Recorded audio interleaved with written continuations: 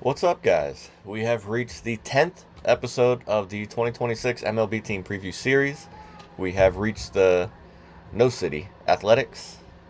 They are soon to be the Las Vegas A's, but still got a couple more years before we get there. So right now they're just the No City Athletics. Before I get into it, shout out to W Energy. They are sponsoring this video. Link is down in the description. Go there, promo code BATBOY, 10% off. Get your energy drinks. I like the hydration drink. It's more of the Gatorade equivalent, but much tastier. I got the grapefruit citrus, as well as the hats. These hats are awesome. One of the more comfortable hats I've ever bought. So go check them out. Link is down below. Promo code BATBOY. Let's get into the No City Athletics 2025 recap. They went 76 and 86, finished 4th in the AL West. Another year of improvement, however.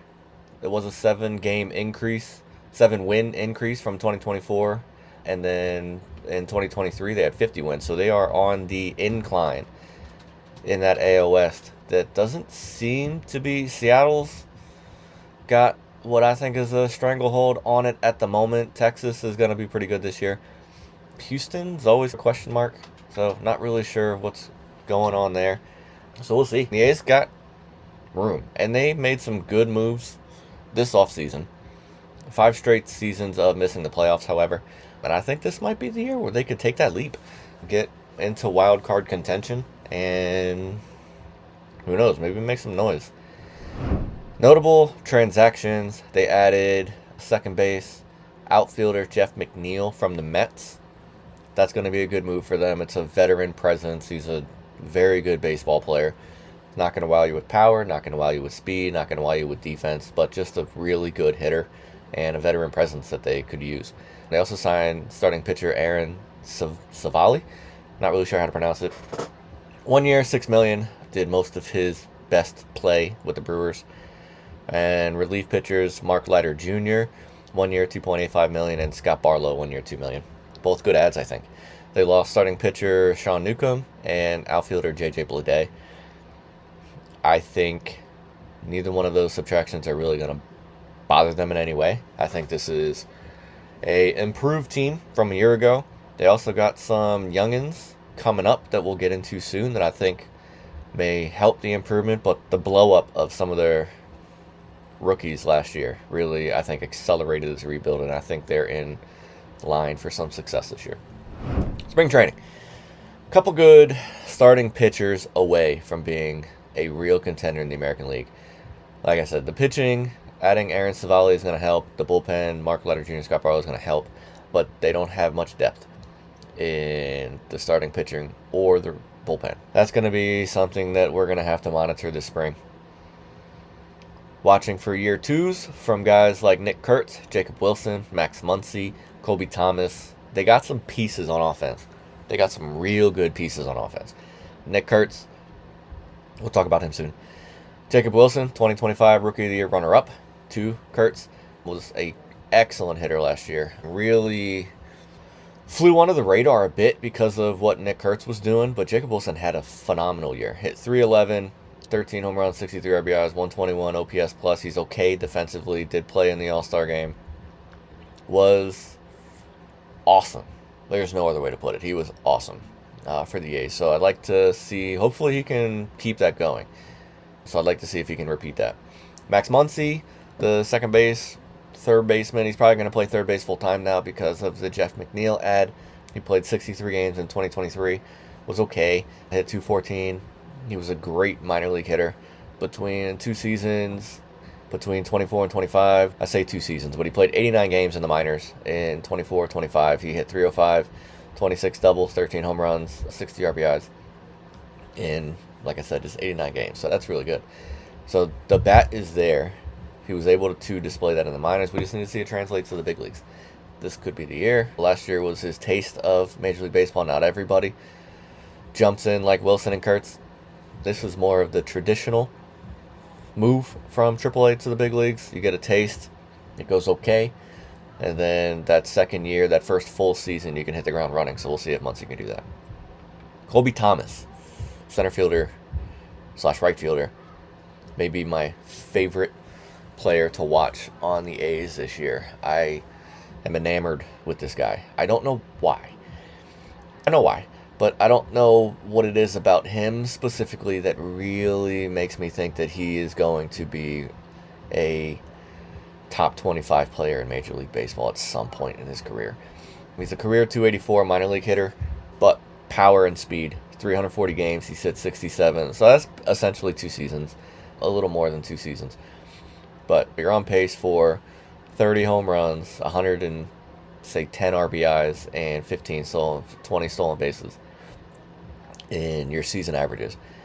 In 49 games in 2025, he had 225 with 6-19, but he did strike out 37% of the time. Strikeout rate is crazy high. So that's something that's really going to need to be improved. And I think that's probably what's the only thing that's really holding him back. The batting averages was low in 2025, but like I said, with Muncy, that happens when you first move from AAA to Major League Baseball. There's an adjustment period for most guys. There's the Mike Trouts and the Bryce Harpers of the world that can hit the ground running. But for the most part, that first taste of Major League Baseball doesn't go great. And then you get comfortable, you get used to the pitching improvement from AAA to the Major Leagues. The level of pitching is so drastically different that you're facing 4 out of 5 nights is so drastically different from AAA that there's some getting used to. Bring the K rate down, get a little more patient, utilize that power, utilize that speed, and I think Colby Thomas is going to be so good. There's also a couple pitching prospects that I'm really looking forward to watching this spring. Start with Braden Nett. He's the number 4 prospect in the Athletics system. Had a 3.91 ERA across 4 levels over the course of his minor league career. 239 strikeouts in 214 innings. He has, however, walked 127 guys in 214 innings. That's a lot. He did lower his walk rate significantly in 2025. 14% walk rate in 24, down to 10.3% in 25. That's a big improvement. Need to see that keep coming down. But the stuff is there. There's also something to be said for being erratically efficient. Could keep hitters off balance in the box when you're a little bit wild, but you need to rein it in a little bit because they're just not going to swing. Big league hitters aren't going to swing the way minor league hitters will, for the most part. And then Henry Baez, who is the number 8 prospect in the athletic system. He is a little bit more polished, I think. I don't think his stuff is quite as good as Net, but he's more major league ready, probably. He's had across 91 starts in the minors, he has a 3.21 ERA, 386 strikeouts in 400 innings. So a little bit less than a strikeout per inning, but essentially like 8.8 per 9. Solid, that's good enough. Much lower walk rate. Pitches to contact much more efficiently. Produces weak contact much more efficiently. He's got the perfect build for a pitcher. 6'3", 180. He's got the 99. Fastball touches 99. Usually sits around 96. He's got a nasty curve split combo. Splitter's relatively new. That's been started with a changeup and he's tinkered with it a little bit and it turned into a bit of a splitter, but it's nasty. So strikeouts have gone up a bit of late. He was striking out much less earlier in his career. So we'll see. I think we're going to get a taste of both of them this year.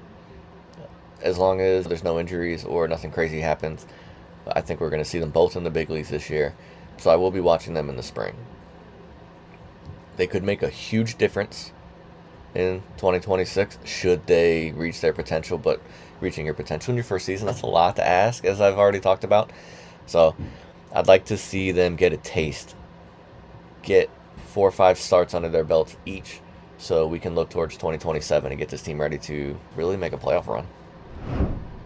Position battles. I think there's going to be a battle between Denzel Clark and Colby Thomas for at-bats in center field / right field. I think if Thomas really outperforms Clark, then he'll slide to, and we'll probably move Lawrence Butler to center. Should Denzel Clark get that role, he'll probably play center field, and Colby Thomas will just be your 4th outfielder. I think Thomas suits better in right. But I think if the bat translates the way I think it should, and I hope it should, then he needs to be in the lineup. He's going to be a better hitter. Should that bat translate, he needs to be in the lineup. There's no other way else to put that. The rotation is a bit of a battle. It's completely up for grabs, in my opinion. I think Luis Severino and Jeffrey Springs are locked in to the 1-2 spot. It looks like Aaron Savali is that 3 guy. Jacob Lopez, probably 4. And then you got a long list. Luis Morales, Henry Baez, Brady Nett, Mason Barnett, Gunnar Hoglund. These are highly touted prospects. Outside of Morales. Baez, Nett, Barnett, Hoglund are all top 10 prospects in the A system. I think they're all going to be vying for that 5th spot, maybe the 4th and 5th spot. If I'm the manager, it's a completely open tryout.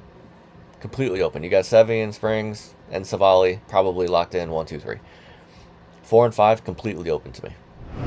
Player focus time. Nick Kurtz. What is there to say about this guy? He burst onto the scene so impressively that it felt like we were watching a 31-year-old vet play baseball. Rookie of the year over his teammate, actually. He was 12th in MVP voting. He had 290, on base 383. He had a 1 dot OPS, which is very rare, especially for a rookie. 36 home runs, 86 RBIs, 174 ERA plus. I'm going to show his Savant page right here. For those of you that aren't familiar with what Baseball Savant does, so they basically take all of the hitters, take all of their kind of important offensive metrics, and rank them amongst the rest of Major League Baseball. They do this for pitchers as well. So what you're seeing here is a ton of red. Dark red means you are elite at the top of the list when it comes to that metric. If it's dark blue, you're at the bottom, you're really bad. And if it's, once it gets towards the middle, the blue kind of fades, and then it turns into a faded red and gets the dark red. Anyway, so what you're seeing on Nick Kurtz here is a lot of deep red. Dude is really good. And the metrics are backing that up. Expected, weighted, on-base average, slugging, exit velo, barrel, hard hit, sweet spot, bat speed. Chase percentage is low. Walk percentage is high.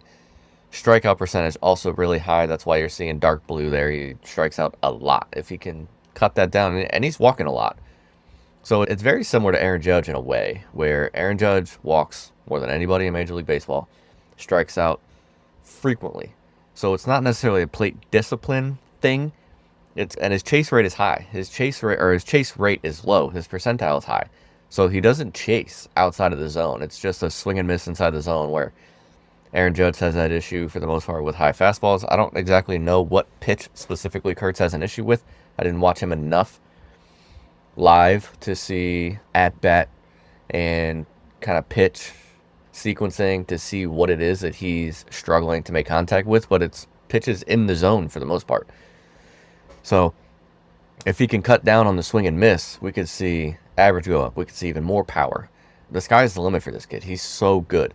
And he's 22 years old. 22 years old, and he's on path to becoming the best first baseman in the sport really quickly. 2026 outlook. I like this team a lot in 2025. They improved heavily from 2023 to 4, then 24 to 5. I see them improving again. I see this as a 500 team.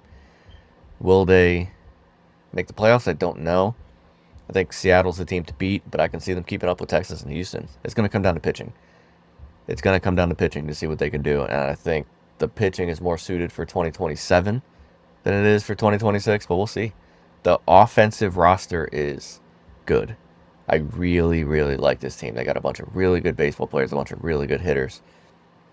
The bullpen is okay. Starting rotation is going to be the big, giant question mark. That's all I got this week, or this episode. Tomorrow, we are back with the Giants. So tune in for that. Again, shout out to W Energy. Promo code BATBOY. Get 10% off. Check them out. Appreciate you guys tuning in. We'll see you tomorrow.